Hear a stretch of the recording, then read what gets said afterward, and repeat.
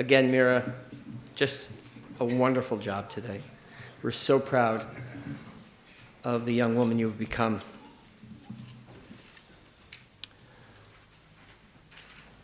With so many people in life seek a greater spiritual existence, and they regularly search for that in some other faith, a faith into which they weren't born, but feel it would create a better path towards meaning and purpose in life.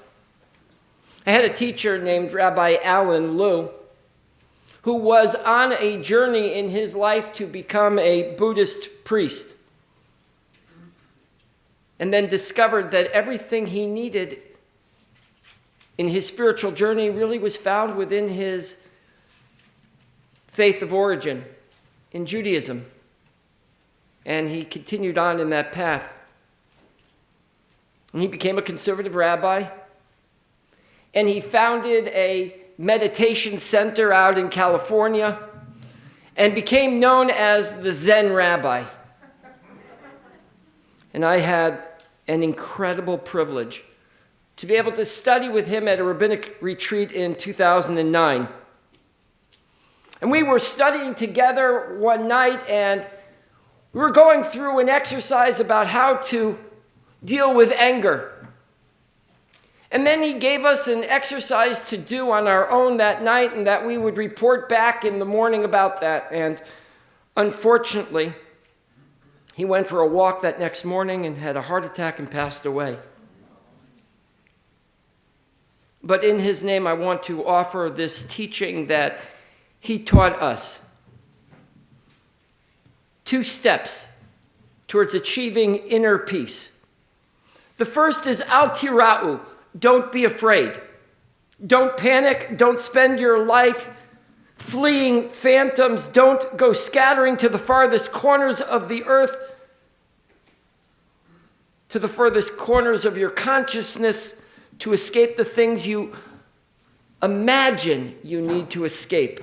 Al tira'u, don't be afraid. The second was hityatzvu. Pull yourself together. Take a stand, collect yourself, constitute yourself, bring your awareness in from all the corners of the mind where it is usually scattered.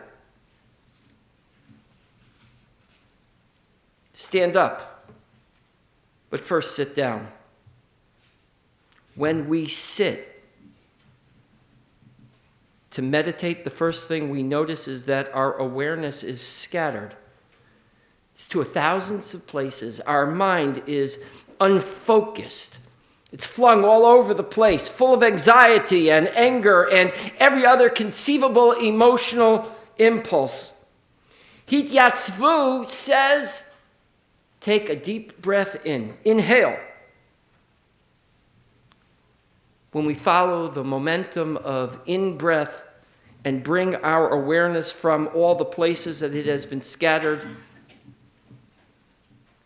and al tira'u corresponds to the exhale. We breathe out and we let go of everything we're holding on to that is not real. Breathing in again, we reconstitute ourselves. We allow our world to recreate itself anew.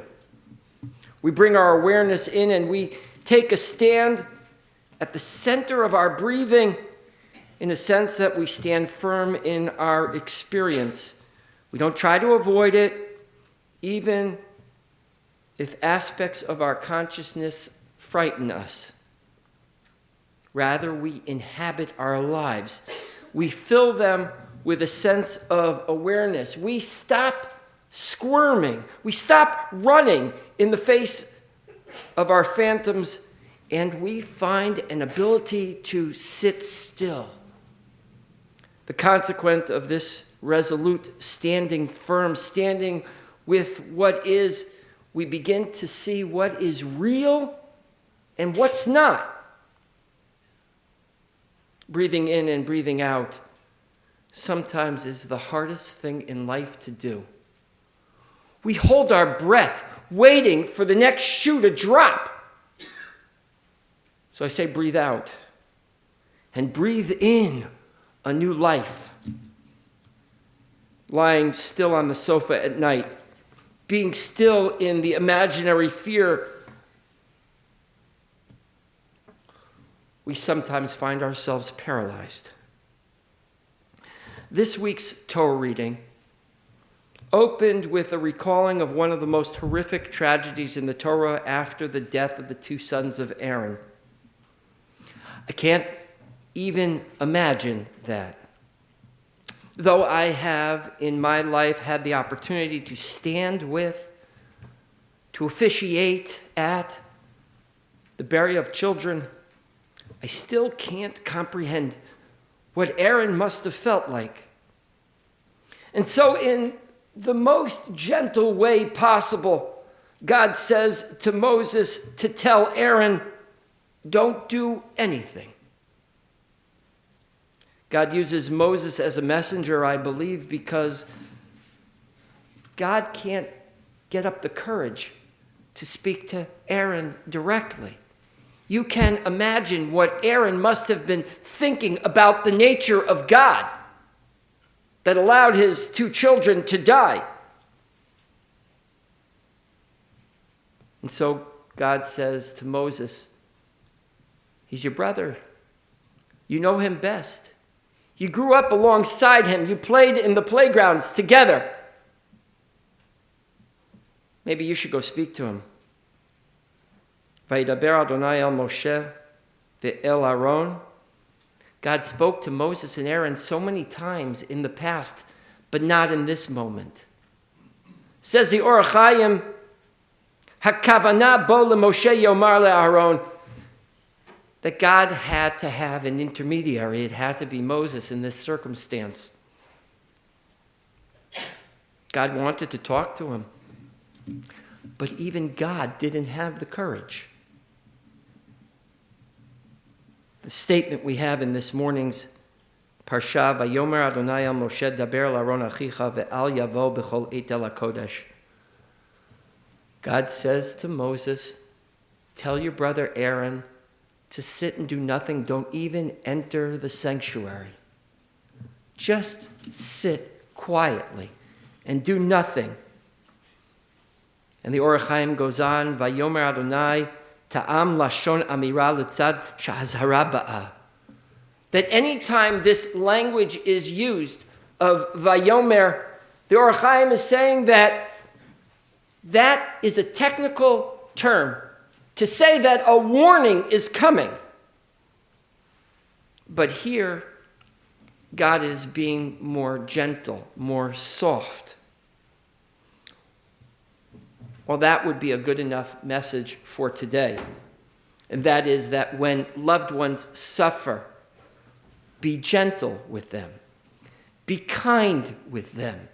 That's why at a funeral, we put a ribbon that we tear on someone's clothing as a reminder to the rest of the world, this person has suffered a loss, and you got to be more kind. You have to be more gentle. You have to be softer with them. That would have been a wonderful message for today. The Kli Yakar says, "Ve'ata hakrev alecha et Aaron achicha mitoch bnei Yisrael." The Kli Yakar points out that Aaron is sitting amongst the people of Israel. Moses goes to him where he is. That's exactly what we do with Shiva. Family sits by themselves and we go to them where they are, both physically and emotionally. We get down to their level. And Moses says to Aaron, just sit and don't do anything. The Talmud, in 4 different locations, gives this instruction when you just don't know what to do. Shev ve'al ta'aseh. Sit and do nothing.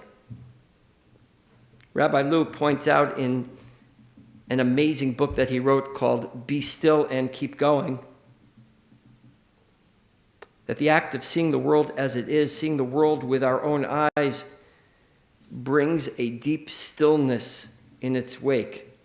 First, there is standing still as an action that we take, and then there is being still, a condition, a state of being that comes over us as a consequence of our action. The second stillness, the state of being rather than the action, comes about both because we are no longer reacting to imaginary fears and because there's something about being present, about seeing the world as it is, that produces a stillness of its own. This stillness becomes the field of our salvation. We know we must do something, and we have no idea what it is we're supposed to do until we arrive at that deep sense of stillness. Then the next act will come of its own accord. It will become clear what you have to do. There's an ancient Yiddish folk tale about Isaac, the son of Rav Yaakov of Krakow. He dreams of an incredible treasure that's found under the Warsaw Bridge, only to find that it is actually buried beneath his own house. You've heard that story before. If you read The Alchemist, it's the same story. If you saw the movie The Wizard of Oz, it's the same story. They have significant similarities. Both Dorothy and Santiago and Isaac travel a long time to see their dreams. They also believed in their dreams. They were both on a journey, and they met mentors and helpers all along the way to help them reach their goal. Both Santiago and Dorothy and Isaac learned new things from their travels. They had a lot of difficult situations on their trips. Yet their journeys brought them right back to where they began. Maybe had they just sat still, they could have learned.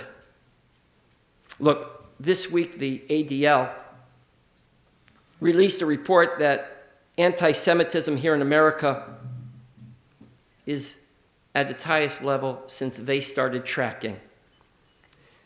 And while anti-Semitism is on the rise, and while there is a war in Ukraine going on with massive immigration problems here in America and throughout the world with no pathway to citizenship, while there is a political divide in this country unlike any I've ever seen in my own lifetime, with health issues caused and created by a pandemic that has far-reaching and long-term effects on our health system and for how we deliver health care, with the prospects of inflation rising and maybe setting off another recession, it seems to me to be counterintuitive to ask you to sit by and just do nothing.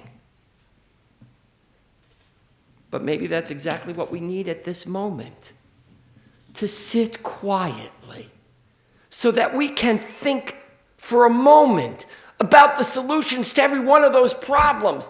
Before we act, we need a clarity of action that can only come from being still and quiet. It takes a colossal effort to sit still. I know. How many times I had teachers tell me, Jay, could you just sit down? Could you stop playing? Could you stop fidgeting? Could you stop annoying the guy sitting next to you? I know it takes a colossal effort to hold your mouth when you really want to speak. When you want to say something, says this morning's Parashat, say nothing. Sit. Do nothing. Maybe if we just take a moment, a pause, we can actually find the insight necessary, the wisdom required in this time of extraordinary upheaval. Shabbat Shalom. We now continue with the Musaf service, which is introduced by the Chatzi Kaddish. I'll ask you to please rise. We return to our red books, the smaller red books. Page 184. Please rise for the Chatzi Kaddish.